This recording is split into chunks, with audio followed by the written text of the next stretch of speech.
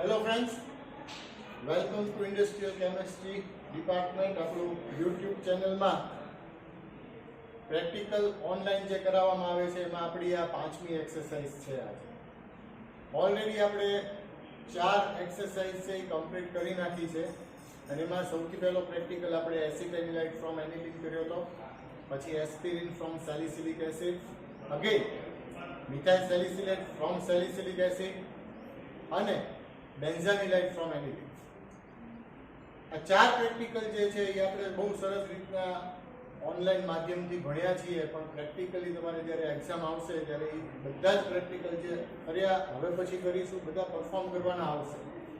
એટલે 2-3 વાર વિડીયો જુઓ કે જેથી તમને બધી પ્રોસિજરનો ખ્યાલ આવી જાય, વ્યવસ્થિત સમજાઈ જાય, જેથી તમે તમારું બેસ્ટ જે પરફોર્મન્સ છે એ એક્ઝામની અંદર આપી શકો. આજે આપણે પ્રેક્ટિકલ છે જે આપણે એસિટાઇલિન બનાવ્યો હતો તો એને રિલેટેડ આગળ આપણે એનું નાઇટ્રેશન કરવાનું, મતલબ કે નાઇટ્રેશન ઓફ એસિટાઇલિન. તો જ્યારે આપણે નાઇટ્રેશન કરીએ ત્યારે પેરા નાઇટ્રો એસિટાઇલિન બનશે. આવો જ એક પ્રેક્ટિકલ જે છે એ નેક્સ્ટ આપણે આવશે, એનું નામ છે પેરા બ્રોમો એસિટાઇલિન. એટલે એક સરખા બે પ્રેક્ટિકલ, એકમાં નાઇટ્રેશન રિએક્શન આપણે કરવાનું અને બીજાની અંદર બ્રોમિનેશન રિએક્શન થશે. સામાન્ય રીતે નાઇટ્રેશન રિએક્શન છે એ આપણે લેબની અંદર કરતા હોય તો બ્રોમિનેશનમાં બ્રોમિન છે એ વધારે હેઝાર્ડસ કેમિકલ છે અને એની ફ્યુમ્સ ને બધું થતું હોય છે, એટલા માટે એને આપણે આઉટ ઓફ લેબ એટલે કે બહારના એન્વાયરમેન્ટની અંદર આપણે પરફોર્મ કરતા હોઈએ છીએ. પણ એ જ્યારે શીખીશું ત્યારે લેટર ઓન તમને સમજ પડશે. પણ અત્યારે આપણે પેરા નાઇટ્રો એસિટાઇલિન જે છે એ બનાવવાનું છે. હવે શરૂઆતથી આપણે જોઈએ તો આપણી બેઝિક રો મટીરિયલ જે છે એમાં આપણે એક કોનિકલ ફ્લાસ્ક લીધું છે, બરાબર. 250 ml નું મોટું કોનિકલ ફ્લાસ્ક છે, ગ્લાસ રોડ છે, ટેસ્ટ ટ્યુબ હોલ્ડર છે ટેસ્ટ ટ્યુબને પકડવા માટે, એઝ વેલ એઝ તપેલીની અંદર આપણે ઠંડુ પાણી કોલ્ડ વોટર બાથ બનાવવાનો છે, એટલે કોલ્ડ વોટર અને બરફનો ટુકડો રાખવાનો, બરાબર. એ રીતનું આપણે રિક્વાયરમેન્ટ. કેમિકલ રિક્વાયરમેન્ટની વાત કરીએ તો આપણો જે બેઝિક રો મટીરિયલ છે, બરાબર, એ એસિટાઇલિન છે. Basically it is in a white crystalline form, એટલે વ્હાઇટ ક્રિસ્ટલાઇન ફોર્મની અંદર જે એસિટાઇલિન તમે આ વ્યવસ્થિત રીતના જોઈ શકો છો, બરાબર, કે ક્રિસ્ટલાઇન એકદમ ચમકતું ફોર્મ છે. ત્યાર પછી આગળની જે રિક્વાયરમેન્ટ છે એમાં આપણે ગ્લેશિયલ એસિટિક એસિડ, બરાબર, કે જે આપણે ઓલમોસ્ટ 6.5 ml લીધું છે. મેજરિંગ સિલિન્ડરની મદદથી લેવું એટલે એક્ઝેક્ટ માપ આવે, એક્યુરસી જળવાય. As well as again measuring સિલિન્ડરની મદદથી મેં લગભગ 12 ml H2SO4 જે છે એ આ ટેસ્ટ ટ્યુબની અંદર લીધેલો છે, બરાબર. અને આ બીજી એક ટેસ્ટ ટ્યુબની અંદર મેં નાઇટ્રેટિંગ મિક્સચર, જે નાઇટ્રેશન સ્ટેપ ફોલો કરવાનું છે એની માટે 1.5 ml આપણે H2SO4 લીધું છે અને 3 ml જે છે એ HNO3 લીધેલું છે. કારણ કે નાઇટ્રેશન માટે મિક્સ એસિડની ફોર્મ્યુલા હોય એટલે આપણે જે 1.5 ml H2SO4 અને 3 ml જે HNO3 કોન્સન્ટ્રેટેડ બંને એ લીધા છે. તો આ થઈ આપણી કેમિકલ જે રિક્વાયરમેન્ટ્સ છે એ. આગળ જતા પ્રેક્ટિકલમાં આપણે બીકરની જરૂર પડશે, as well as distil water, કારણ કે પોરિંગનું સ્ટેપ આવશે, બરાબર. ફિલ્ટ્રેશન, ડ્રાઇંગ એટલે ફનેલ જોઈશે અને ફિલ્ટર પેપર જોશે. રિક્વાયરમેન્ટ ઘણી બધી છે, પણ ફર્સ્ટલી આપણે જે સ્ટેપ આપણું નાઇટ્રેશનનું ફોલો કરવાનું છે તો એની અંદર તમે જુઓ છો કે આટલી આપણી અત્યારે ફર્સ્ટ રિક્વાયરમેન્ટ. તો પ્રેક્ટિકલ કેવી રીતના કરીશું? પ્રેક્ટિકલને આપણે આમ જોઈએ ને તો નંબર ઓફ સ્ટેજની અંદર ડિવાઈડ કરીએ છીએ. એમાં ફર્સ્ટ સ્ટેજ છે કે જેની અંદર આ એસિટાઇલિન છે, બરાબર, એને આપણે કોનિકલ ફ્લાસ્કમાં લેવાનો છે. ત્યાર પછી ડ્રોપ બાય ડ્રોપ જે છે એ આપણે આપણું જે ગ્લેશિયલ એસિટિક એસિડ છે એ ડ્રોપ બાય ડ્રોપ નાખી અને એની અંદર મિક્સ કરવાનું છે, બરાબર. પછી 12 ml જે H2SO4 કોન્સન્ટ્રેટેડ લીધો છે એ ડ્રોપ બાય ડ્રોપ એની અંદર એડ કરી અને વિથ કોન્સ્ટન્ટ સ્ટરિંગ કરવાનું, જેથી કરી અને બધું જ એડિશન થશે ત્યારે એસિટાઇલિન છે એસિટિક એસિડ અને H2SO4 ની અંદર ડિઝોલ્વ થઈ જશે. પણ સાથે સાથે એક્ઝોથર્મિક રિએક્શન થાય છે, એના પરિણામે હીટ ઇવોલ્વ થાય છે, મતલબ કે બીકર ગરમ થાય, બરાબર, વોર્મ થશે, દાજી જવાય એટલો પ્રોબ્લેમ નહીં થાય. પણ આપણું જે ફર્ધર રિએક્શન છે, બરાબર, કે જે નાઇટ્રેશન નું સ્ટેપ ફોલો કરવાનું છે, એના માટે આ બીકરને પહેલા રૂમ ટેમ્પરેચરે આવે એટલે એને કોલ્ડ વોટર બાથની અંદર મૂકી દો, એટલે કે જે તપેલીની અંદર આપણે ઠંડુ પાણી લીધેલું છે, કોલ્ડ વોટર લીધું છે, એની અંદર આ કોનિકલ ફ્લાસ્ક અથવા જે બીકર હોય એને આપણે એની અંદર મૂકી દેવાનું. અને પછી આ જે નાઇટ્રેટિંગ મિક્સચર છે કે જે 1.5 ml H2SO4 અને 3 ml HNO3 કન્ટેન કરે છે, એને પણ આવી રીતના સાઈડમાં મૂકી પકડી રાખીને એને પણ કોલ્ડ કરવાનું. કારણ કે જે નાઇટ્રેશન રિએક્શન આપણે જે લઈએ છીએ એસિટેનિલાઇટનું, એ બિલો 10 ડિગ્રી સેલ્સિયસ છે, એ મેન્ટેન રહેવું જોઈએ. કારણ કે ઘણીવાર જો ટેમ્પરેચર મેન્ટેન ન થાય તો પ્રોબ્લેમ એવો થાય કે રિએક્શન ઇનકમ્પ્લીટ થાય, બરાબર, અથવા તો જે પ્રોડક્ટ મળવાની છે એ ચેરિંગ થઈ જાય, બરાબર, અથવા તો પ્રોડક્ટની yield સરખી ન આવે, ફોર્મિંગ સરખું ન થાય, નંબર ઓફ પ્રોબ્લેમ્સ છે.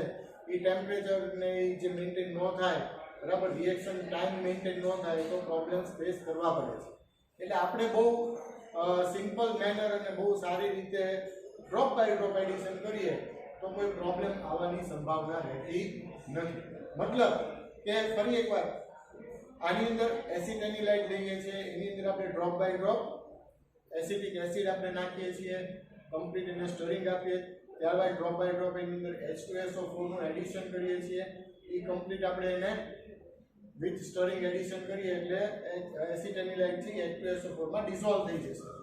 ધેન આને કોલ્ડ બાથમાં મૂકીએ છીએ અને એની અંદર કોલ્ડ મિક્સ એસિડનું સોલ્યુશન છે એ ડ્રોપ બાય ડ્રોપ એડ કરવાનું છે. કમ્પ્લીટ એડિશન થઈ જાય પછી આની અંદર એને બહાર કાઢી અને અડધો કલાક બહાર રૂમ ટેમ્પરેચરે મુકાય.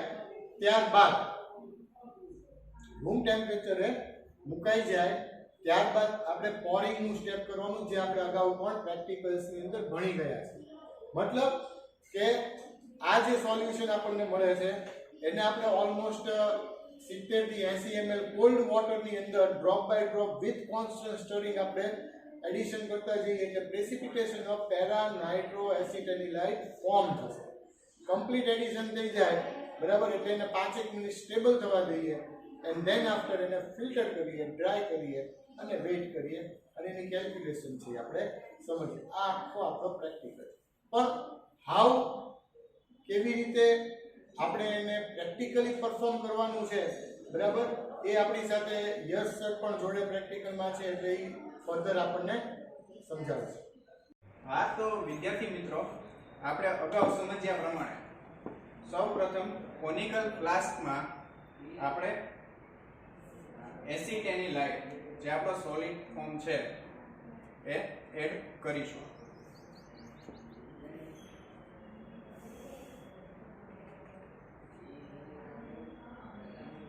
આપણે કોનિકલ ફ્લાસ્કમાં એસિટેનિલાઇટ લઈ લીધો છે. ત્યારબાદ આપણે જે 6.5 ml ગ્લેશિયલ એસિટિક એસિડ લીધો છે એનું ડ્રોપ વાઇઝ એડિશન કરવાનું છે અને એને સ્ટરિંગ આપવાનું છે, બરોબર. એટલે 6.5 ml જે આપણો ગ્લેશિયલ એસિટિક એસિડ છે એનું ડ્રોપ વાઇઝ એડિશન સ્ટાર્ટ કરવું.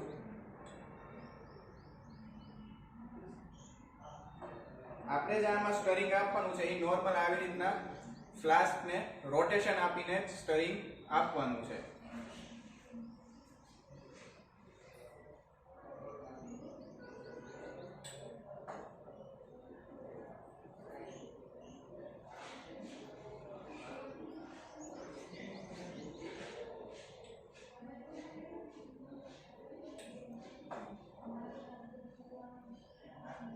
આપણે જેમ જેમ ડ્રોપ વાઇઝ એડિશન કરતા જશું અને સ્ટરિંગ આપતા જશું એમ એસિટિક એસિડ અને એસિટેનિલાઇટ મિક્સ થતા રહે છે.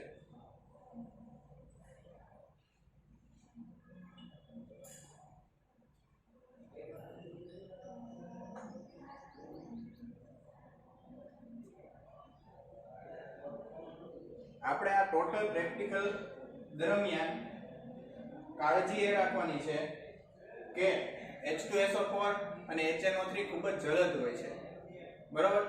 એટલે એને આપણે ક્યાંય અડવાનું નથી, અથવા હાથ પર પડી જાય તો ટોટલ ફર્સ્ટ એડ ની સુવિધા આપણે કરવી પડે.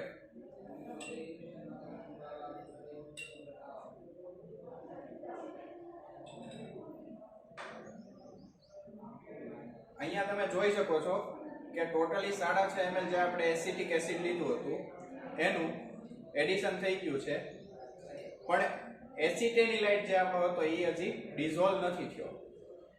તો હવે જ્યારે આપણે કોન્સન્ટ્રેટેડ H2SO4 છે એની જે ટેસ્ટ ટ્યુબ છે એ આપણે ટેસ્ટ ટ્યુબ હોલ્ડર દ્વારા લઈશું.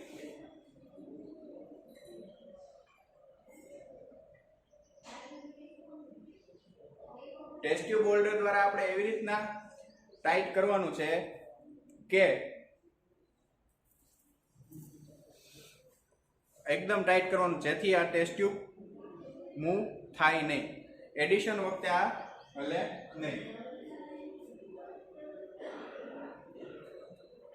હવે આપણે H2SO4 કોન્સન્ટ્રેટેડ 12 ml છે એનું ડ્રોપ વાઇઝ એડિશન આમાં સ્ટાર્ટ કરીશું. તો ડ્રોપ વાઇઝ એડિશન કરતી વખતે આપણે મેઇન ધ્યાન શેનું રાખવાનું છે? તો ડ્રોપ વાઇઝ જ એડિશન થવું જોઈએ. એક સાથે આપણે H2SO4 વધારે એડ નથી કરવાનું. વધારે એડ કરશું અને આમાં હીટ જનરેટ થશે વધારે પ્રમાણમાં, તો આપણી જે પ્રોડક્ટ છે એ ચેર થવાની સિચ્યુએશન આવશે.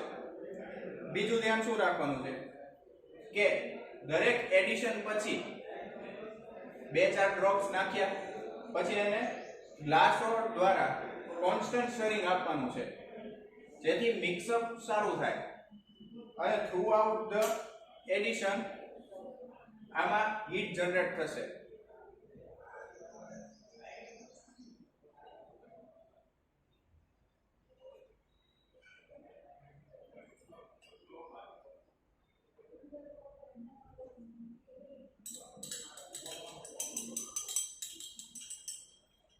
આવી રીતે આપણે ગ્લાસ રોડ દ્વારા સ્ટરિંગ આપવાનું છે.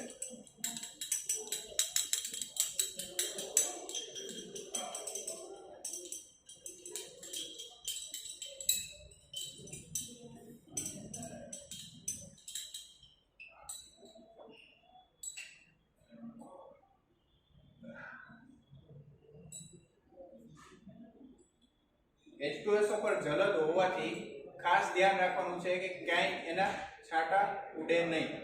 આપણા બોડી અથવા સ્કિન ઉપર ખાસ ધ્યાન રાખવાનું કે આ કોન્ટેક્ટમાં ન આવે. H2SO4, HNO3, glacial acetic acid આ બધા જલદ એસિડ છે. આનાથી આપણે સેફટી રાખવી જરૂરી છે.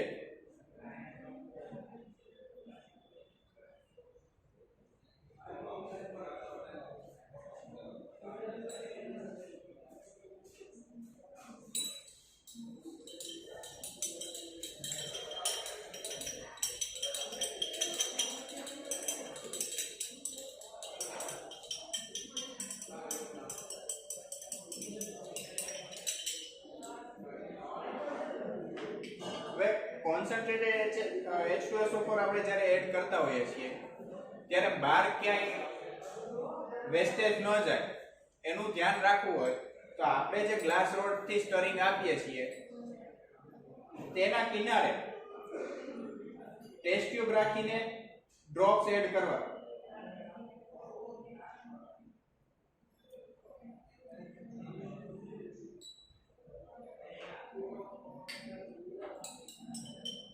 જોઈ શકો છો જેમ જેમ એડિશન થાય છે એવી રીતના અંદર જે આપણો એસિટેનિલાઇડ હતો એ ડિઝોલ્વ થતો જાય છે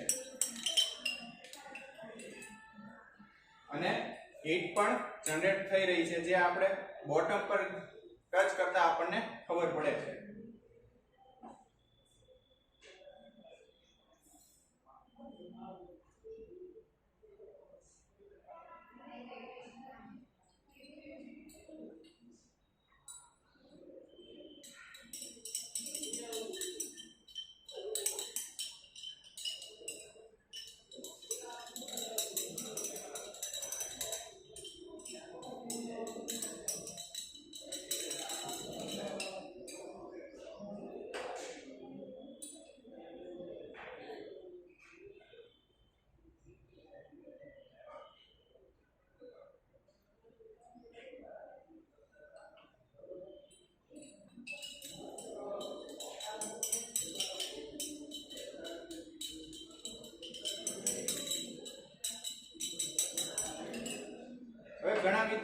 શું કરે છે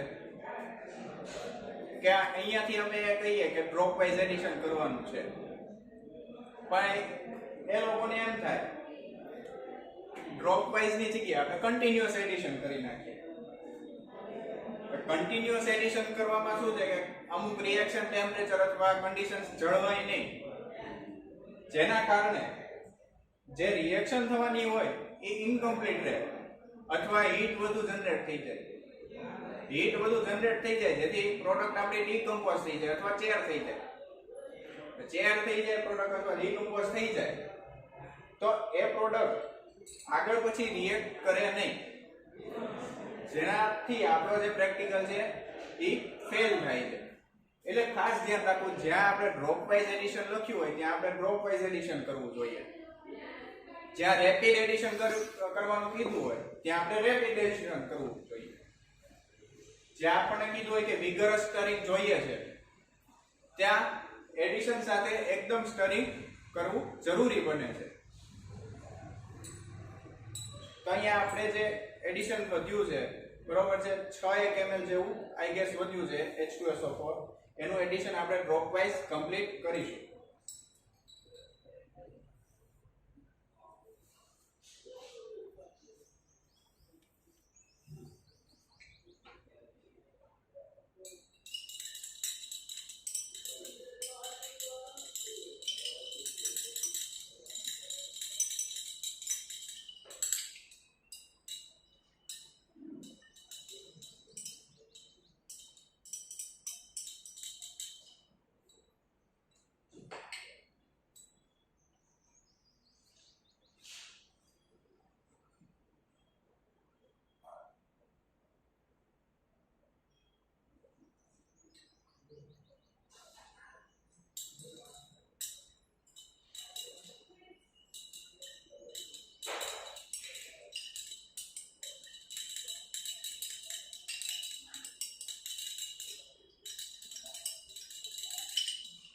અહીંયા તમારે ડ્રોપ વાઇઝ એડિશન સાથે સ્ટરિંગ તો કન્ટિન્યુ આપતું જ રહેવાનું છે, સ્ટરિંગ કરવાનું બંધ નથી કરવાનું.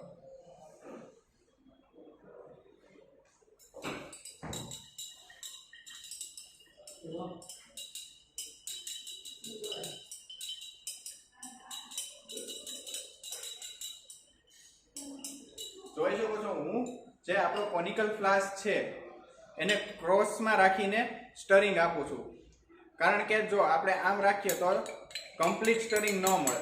તમે જોઈ શકો છો ગ્લાસ રોડો હું ગમે એટલો આમાં હલાવી કમ્પ્લીટ સ્ટરિંગ નહીં મળે, પણ જો ક્રોસ રાખો અને જે આ સ્ટરિંગ આપું છું એમાં આપણને કમ્પ્લીટ સ્ટરિંગ થતું દેખાય છે.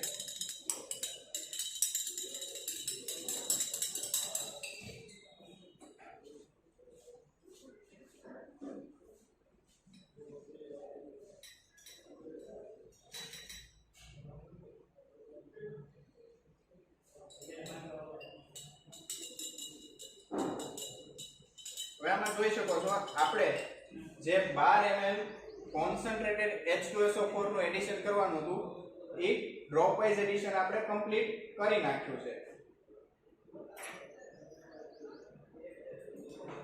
હવે આ જે મિક્સચર છે એને આપણે 1 થી 2 મિનિટ સ્ટરિંગ આપીએ અને પછી આગળની પ્રોસેસ કરીશું.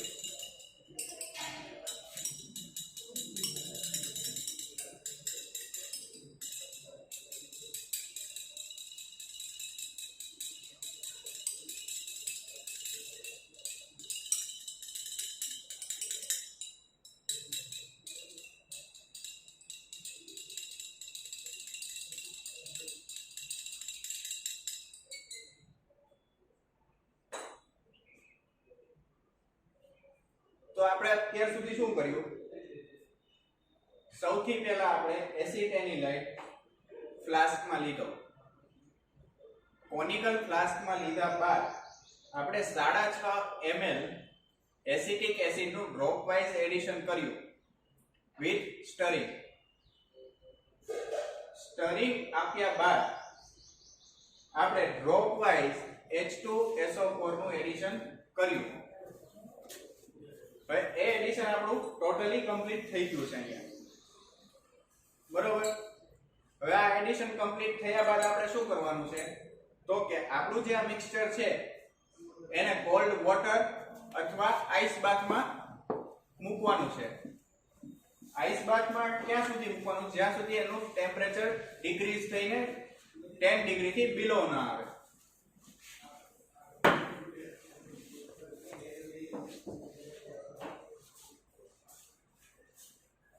હવે આપણું જે નાઇટ્રેટિંગ મિક્સચર છે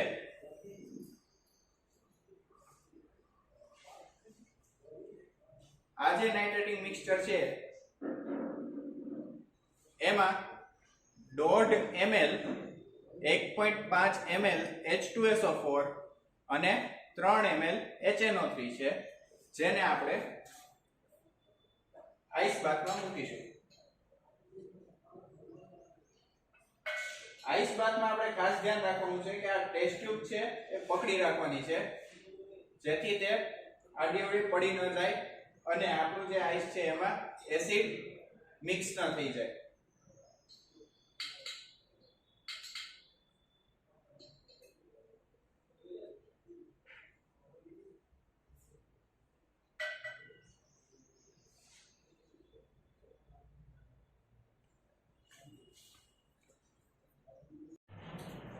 હા તો વિદ્યાર્થી મિત્રો, આપણે જે H2SO4 નું એડિશન કર્યું એ દરમિયાન જે હીટ જનરેટ થઈ છે, બરાબર, એ હીટ આપણે રિમૂવ કરવાની હતી તથા જે આપણું રિએક્શન મિક્સચર છે એને આપણે ઠંડુ પાડવાનું હતું, જે આપણે 10 ડિગ્રી અરાઉન્ડ ઠંડુ પાડવાનું હતું. તો એ આપણે ઠંડુ અહીંયા કાં તો ઠંડા પાણી દ્વારા અથવા તો આઈસ બાથ દ્વારા ઠંડુ પાડીએ છીએ. હવે એ જે રિએક્શન મિક્સચર છે આપણે 10 થી 15 મિનિટ સુધી આ જે આઈસ બાથ છે એમાં મૂક્યું, જેથી આપણું જે રિક્વાયર્ડ ટેમ્પરેચર હતું એ આપણે અચીવ કરી લીધું છે. હવે એ થયા બાદ આપણું જે નાઇટ્રેટિંગ મિક્સચર હતું આમાં જે 1.5 ml H2SO4 અને 3 ml HNO3 છે એનું આપણે રિએક્શન મિક્સચર છે એમાં ડ્રોપ વાઇઝ એડિશન કરવાનું છે. ખાસ ધ્યાન રાખજો, અહીં ડ્રોપ વાઇઝ એડિશન થવું જરૂરી છે, બાકી રિએક્શનની જે કન્ડિશન જળવાશે નહીં તો તમને પ્રોડક્ટ મળશે નહીં. અને આપણું જે રિએક્શન મિક્સચર છે એને તપેલીમાં જ રાખવાનું છે, જેથી એ ઠંડુ રહે અને ટેમ્પરેચર પકડે નહીં. તો આપણે એડિશન સ્ટાર્ટ કરીશું.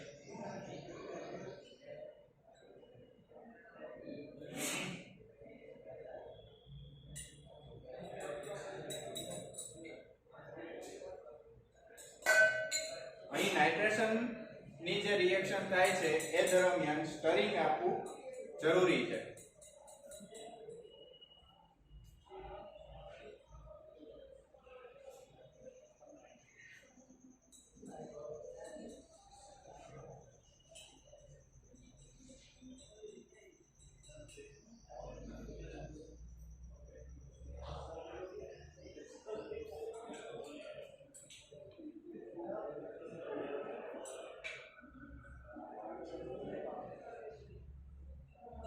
ડ્રોપ બાય ડ્રોપ એડિશન કરીશું, જેથી ટેમ્પરેચર રાઇઝ ન થાય અને ચેક કરતા રહેવાનું. આ રીતના સ્ટરિંગ આપવાનું, પાછું બાથમાં મૂકી દેવાનું, થોડું મિક્સર એડ કરવાનું, એ રીતના સતત કામ ચાલુ રાખવાનું.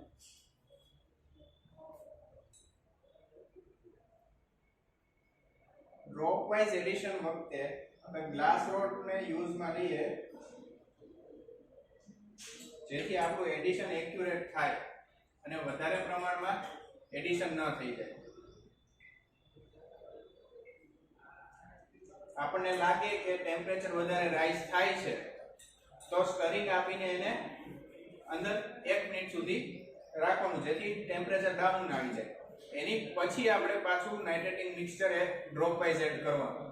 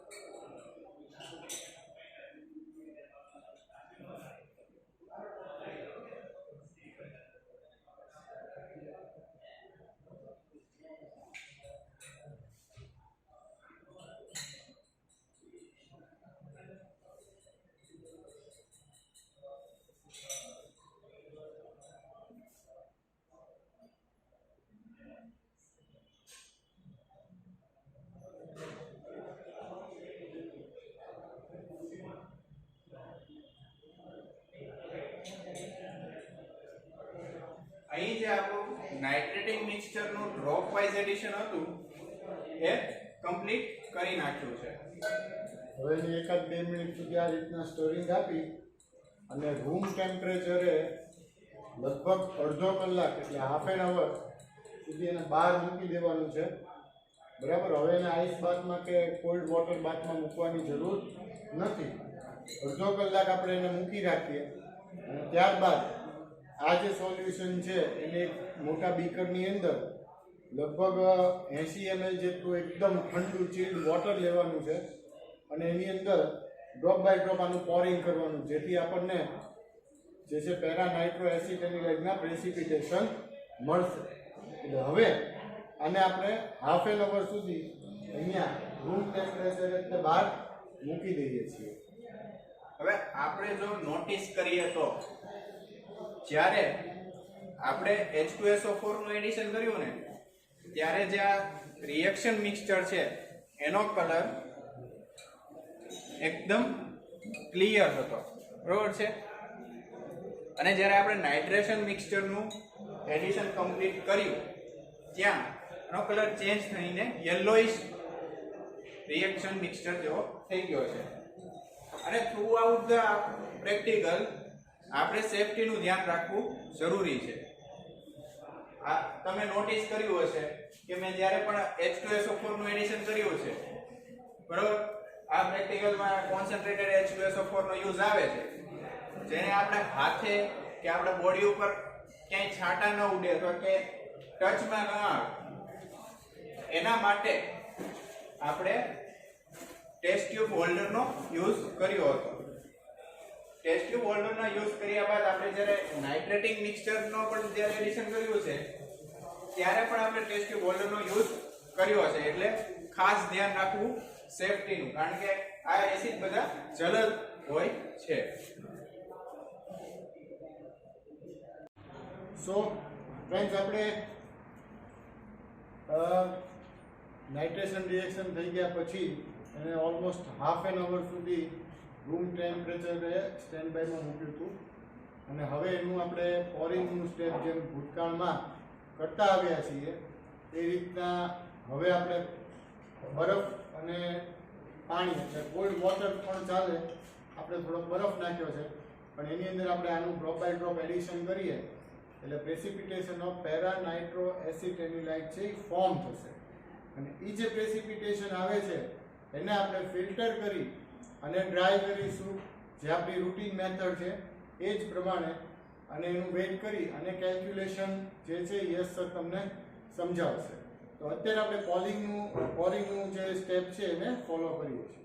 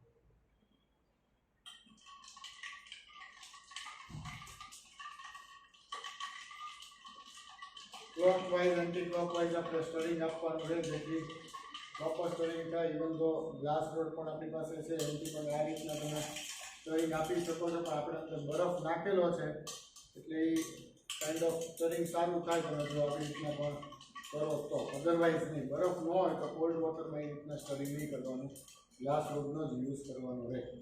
રાઈટ.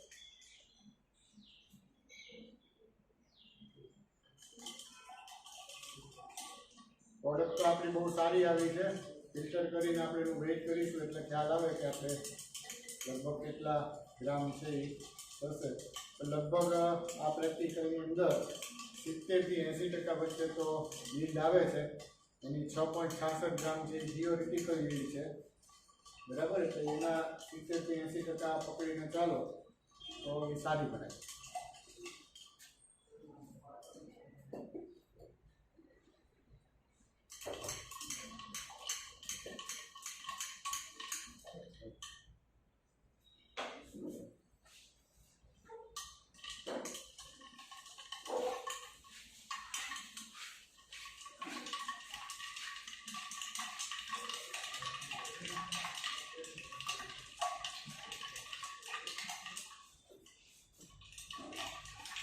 પોરિંગ વખતે ટેમ્પરેચરનું ધ્યાન રાખવાનું રહે કે ટેમ્પરેચર બહુ વધી ના જાય, બરાબર. એટલે ટેમ્પરેચર ખાસ મહત્વનો ભાગ ભજવશે અહીંયા, એટલે ટેમ્પરેચરનું ખાસ તમારે ધ્યાન રાખવાનું રહેશે.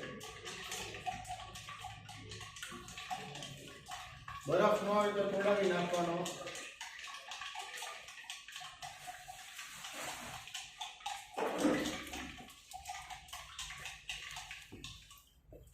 હવે જાણે કે આપણે સ્ટેપ જે છે આપણું પોરિંગનું પતી ગયું છે, બરફમાં આપણે પોરિંગ કર્યું છે, બરાબર. એટલે તમને પ્રેક્ટિકલમાં તે બરફ તોડીને આપશે જ તે, અને એ પણ તમારે ગાંગડો બરફ અને થોડુંક ડિસ્ટિલ વોટર એમ કરી અને તમારે સ્ટેપ કરી ફોરવર્ડ કરવાનું. હવે આપણે એનું ફિલ્ટ્રેશનનું સ્ટેપ શરૂ કરીએ છીએ.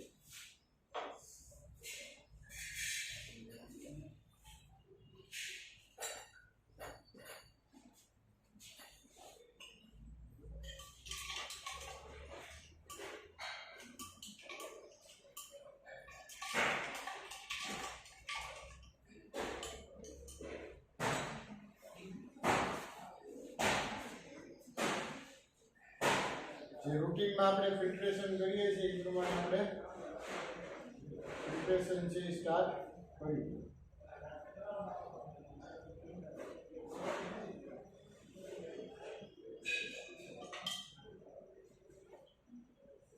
અહીંયા આપણને ફિલ્ટ્રેશનનો રેટ પણ ખૂબ સરસ મળે છે.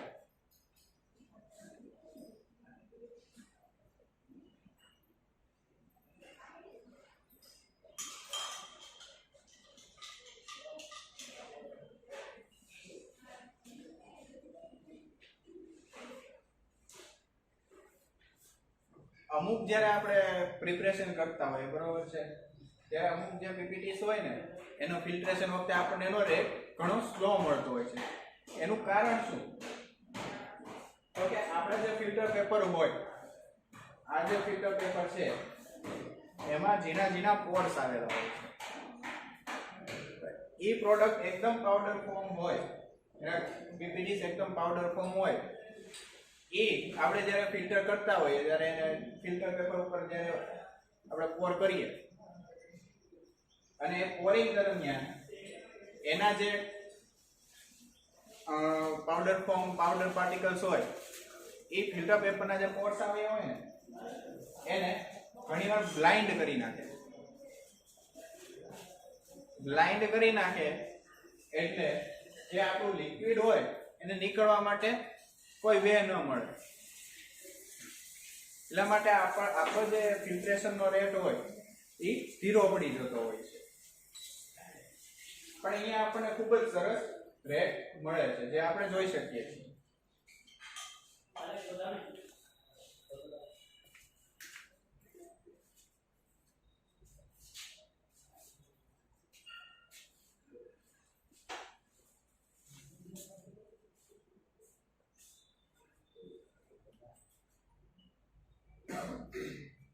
ફિલ્ટ્રેશન દરમિયાન આપણે ખાસ ધ્યાન રાખવાનું છે કે ફિલ્ટર પેપર ઉપર આપણે એકદમથી ડંક કરવાનું નથી. એકદમથી આપણે જો ડંક કરીએ તો ઘણીવાર આપણે ફિલ્ટર પેપર જે હોય છે એ ફાટી જવાના ચાન્સીસ રહે છે.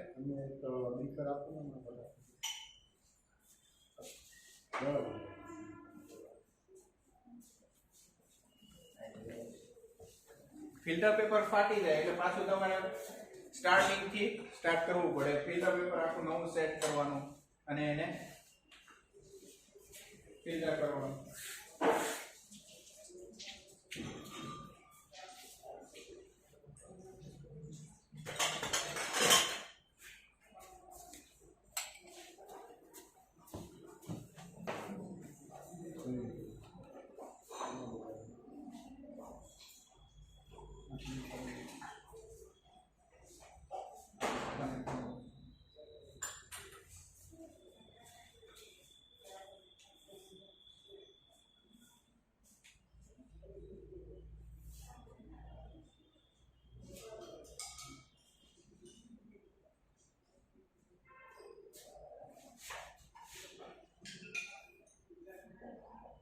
તમે અહીં જોઈ શકો છો કે આપણે અહીંયા બે ફિલ્ટ્રેશનની આખી સિસ્ટમ સેટ કરી છે. શું લેવા? તો કે આપણે જે અહીંયા પીપીટીસ મળ્યા છે પેરા નાઇટ્રોએનિલિનના, ખૂબ જ સરસ અને ખૂબ જ સારા પ્રમાણમાં મળ્યા છે. તો આપણી જે જે આ ફનેલ છે એમાં આપણે ફિલ્ટ્રેશનનું મીડિયમ જે આખું પોર કર્યું ફિલ્ટર થવા માટે, તો એ ફનેલ ઘણીવાર ફૂલ થઈ જતી હોય છે. તો જ્યારે એ ફૂલ થઈ જાય એમાં પાછું ઓવરલોડ ન કરવું, એની માટે આપણે સેકન્ડ સિસ્ટમ આ મૂકી દીધી, જેથી એમાં ઈઝીલી આપણે ફિલ્ટ્રેશન નું સ્ટેપ કમ્પ્લીટ થઈ જાય.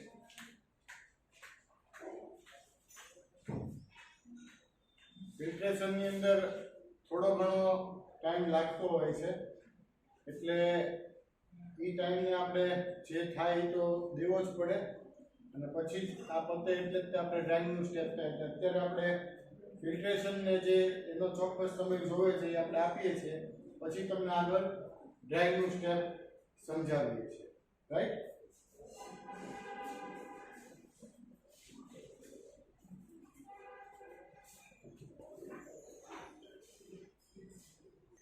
અહીંયા ફિલ્ટ્રેશન ઓલમોસ્ટ કમ્પ્લીટ થઈ ગયું છે, અને અહીંયાથી આપણે પ્રોડક્ટ જે છે બરાબર એને આપણે સંપૂર્ણ ડ્રાઇંગનું સ્ટેપ છે એ ફોલો કરવા માટે એટલે આપણે આખું ફિલ્ટર પેપર જે છે એને ઉપાડી અને બીજા ફિલ્ટર પેપર જે છે 4-5 એની ઉપર મૂકી આ રીતના આપણે ફિલ્ટર પ્રેસ કરીએ. કોરે કોરનો આપણે યુઝ કરવાનો, જેથી કરી અને ફિલ્ટર પેપર ખરાબ ન થાય અને એકચ્યુઅલી કામ થાય.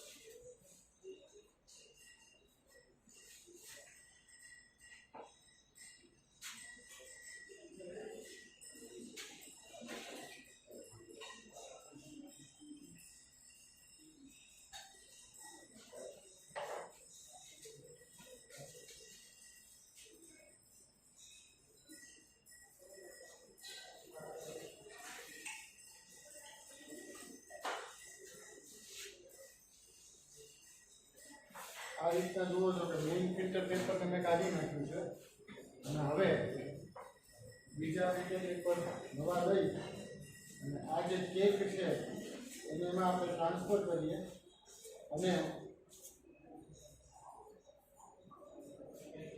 ફરી એકવાર એને ફિલ્ટર પેપરની મદદથી ફિલ્ટર પ્રેસ કરીએ, જેથી એની અંદરનો મોસ્ટ ઓફ મોઇસ્ચર કન્ટેન્ટ છે એ રિમૂવ થઈ જાય અને પ્રોડક્ટ છે એ ડ્રાય થઈ જાય. સંપૂર્ણ ડ્રાય કરવા માટે આપણે એને તડકામાં મૂકી શકીએ છીએ, એઝ વેલ એઝ ઓવનની અંદર પણ મૂકી શકાય છે. પણ જ્યારે ફાર્મા ગ્રેડનો કમ્પાઉન્ડિંગ હોય ત્યારે અમુક એના જે નોર્મ્સ છે એ ફોલો કરવા પડે, એટલે બહારના એન્વાયરમેન્ટની અંદર એ મૂકી શકાય નહીં. બરાબર? એટલે ફરજિયાત પેક સિસ્ટમ અને ઓવનને એનો યુઝ કરવો પડે.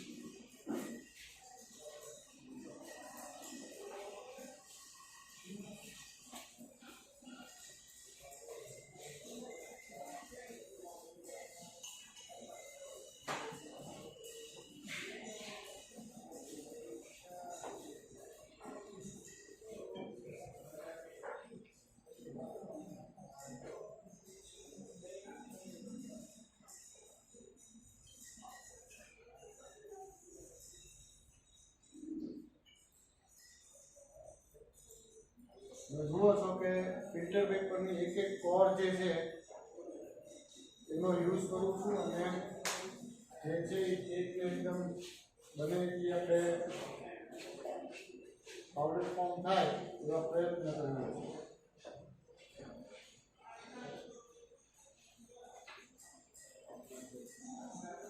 આ રીતે પછી એને આપણે ધીમે ધીમે બ્રેક કરી નાખીએ સ્કાલ્પેલની મદદથી. બરાબર.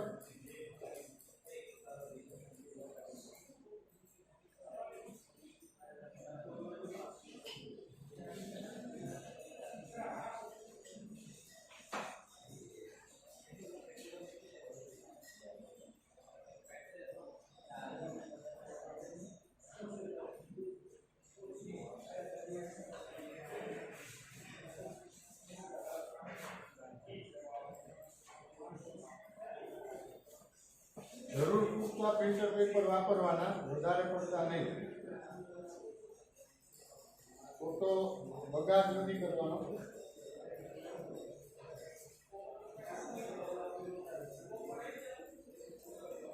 તો બને એટલી આ રીતના પ્રેસ કરી અને પ્રોડક્ટને ડ્રાય કરવાનો પ્રયત્ન કરવાનો કે જેથી અંદરની બધી જ મોઇસ્ચર છે એ રિમૂવ થઈ જાય.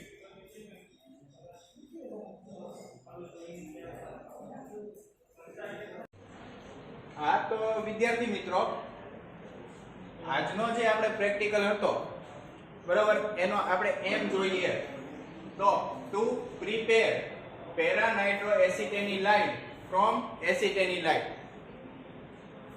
તો આજે આપણે પ્રેક્ટિકલી શું કર્યું? તો સૌપ્રથમ આપણે 5 ગ્રામ એસિટેનીલાઇન મેઝર કર્યો બરાબર. એમાં 6.5 ml glacial acetic acid dropwise addition કર્યું. ડ્રોપવાઇઝ એડિશન કર્યા બાદ 12 ml કોન્સન્ટ્રેટેડ H2SO4 ડ્રોપવાઇઝ એડિશન કર્યું. જે દરમિયાન આપણે જોયું હીટ જનરેટ થતી હતી બરોબર છે. હવે આ ટોટલ એડિશન કર્યા બાદ આપણી પાસે જે નાઇટ્રેટિંગ મિક્સચર હતું, નાઇટ્રેટિંગ મિક્સચર એટલે શું? તો કે concentrated H2SO4 plus concentrated HNO3 એને જે મિક્સ કરીને આપણે જે બનાવીએ છીએ એને આપણે નાઇટ્રેટિંગ મિક્સચર કહીએ છીએ. તો આને નાઇટ્રેટિંગ મિક્સચર શા માટે કહેવાય છે? કારણ કે આ જે મિક્સચર છે કોન્સન્ટ્રેટેડ H2SO4 અને HNO3 નું મિક્સચર એ નાઇટ્રેશન રિએક્શન માં ઉપયોગમાં લેવામાં આવે છે. આ મિક્સચર દ્વારા આપણે નાઇટ્રેશન કરીએ છીએ. આનો રેશિયો 1:3 નો હોય છે.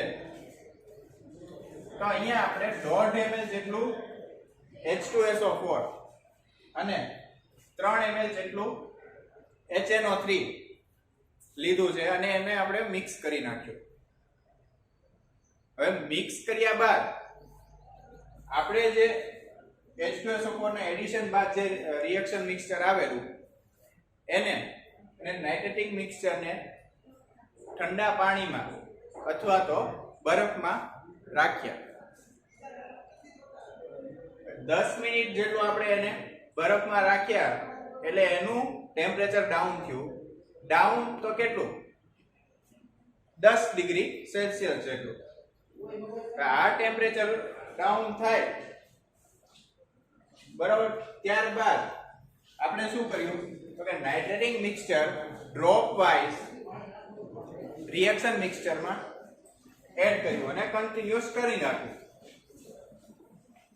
આ સ્ટરિંગ આપવા દરમિયાન ટોટલ નાઇટ્રેશનની રિએક્શન અહીંયા થાય છે, જેથી આપણે જે એસિટેનીલાઇન છે એમાં પેરા સ્થાને નાઇટ્રો ગ્રુપ જોઈન થાય છે.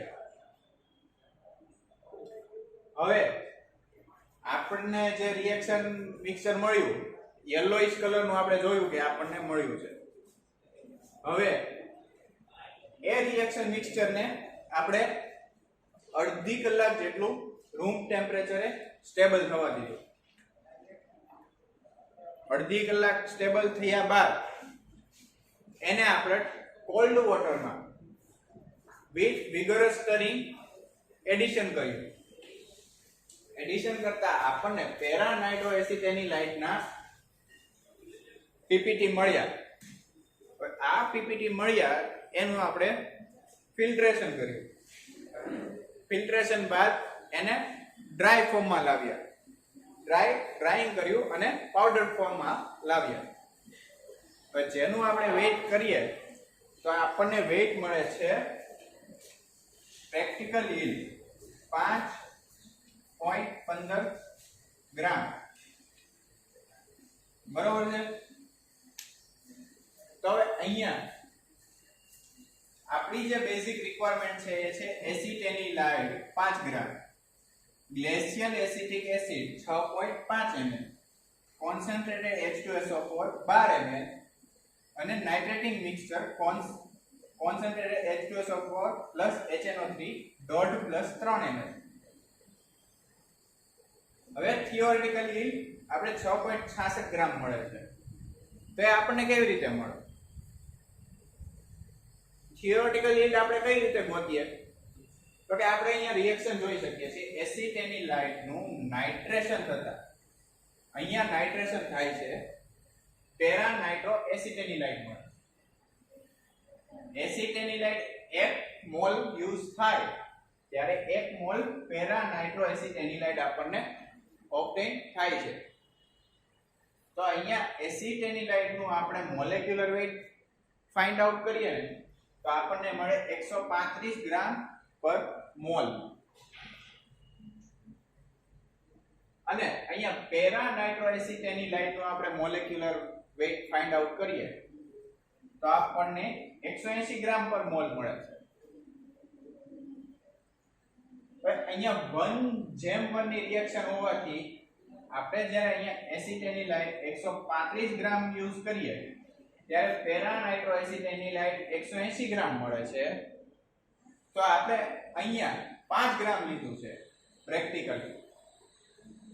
તો 5 ગ્રામ જ્યારે આપણે એસિટેનિલાઇડ લઈએ તો કેટલો પેરા નાઇટ્રો એસિટેનિલાઇડ મળવો જોઈએ એની આપણે બેઝિક ત્રિરાશિ માંડવાની.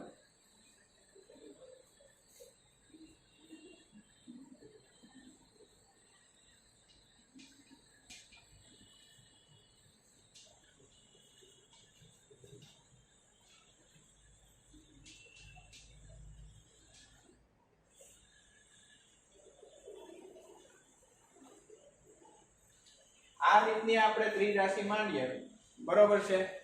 એટલે આનો આપણને જે જવાબ મળે છે એ છે 6.66 ગ્રામ, જે આપણે અહીંયા મેન્શન કર્યું છે. થિયોરેટિકલ યીલ્ડ 6.66 ગ્રામ. ત્યારબાદ પ્રેક્ટિકલ યીલ્ડ એટલે કે આપણે જ્યારે પ્રેક્ટિકલી આખો પરફોર્મ કર્યું ત્યારે અમુક આપણે જોઈએ તો અમુક સબસ્ટન્સ અનરિએક્ટેડ રહી જાય, અમુક વેસ્ટેજ થઈ જાય, ક્યારેક અમુક પીપીટી માં પ્રોબ્લેમ્સ આવી જાય, બરોબર. એટલે આપણને કોઈ દિવસ થિયોરેટિકલ યીલ્ડ હોય 6.66 ગ્રામ એટલે 100% યીલ્ડ તો આપણને ક્યારેય મળતી નથી. અહીંયા મોસ્ટલી જ્યારે એસિટેનિલાઇડ માંથી પેરા નાઇટ્રો એસિટેનિલાઇડ બનાવીએ છીએ ત્યારે આપણને 70 થી 80% જેટલી યીલ્ડ મળતી હોય છે. જ્યારે આપણે ટોટલી આ જે આપણું રિએક્શન મિક્સચર હતું એમાં પીપીટી આવ્યા એને આપણે ફિલ્ટર કરીને જે ડ્રાય કર્યા, બરાબર. ડ્રાઇંગ પછી એનું આપણને વેઇટ મળ્યું છે 5.15 ગ્રામ. 5.15 ગ્રામ મળ્યું તો આપણે જો એના પર્સન્ટેજ ઓફ યીલ્ડ ગોતવા હોય તો કઈ રીતે ગોતી શકીએ?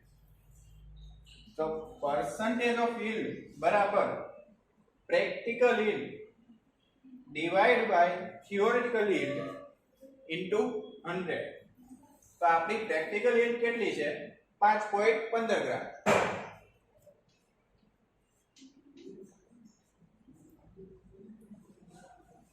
અને થિયોરેટિકલ યીલ્ડ કેટલી છે? 6.66 ગ્રામ.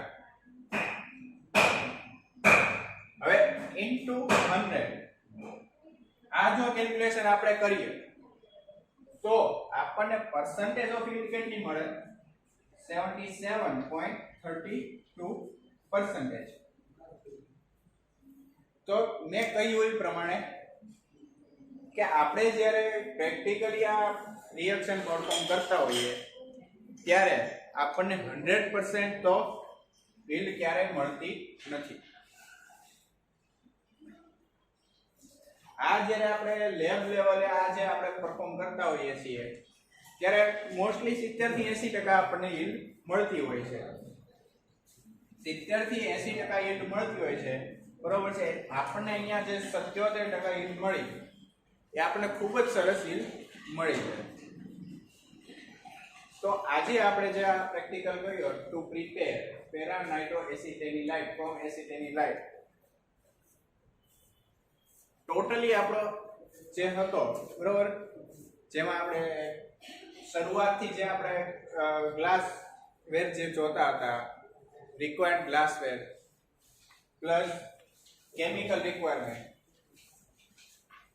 પ્લસ જે આપણે પ્રેક્ટિકલી જે પરફોર્મ કરવાનું હતું એ આપણે આજે જોયું, બરોબર છે. પ્રેક્ટિકલી પરફોર્મ કર્યા બાદ આપણે થિયોરેટિકલી જેની કેલ્ક્યુલેશન્સ આવે છે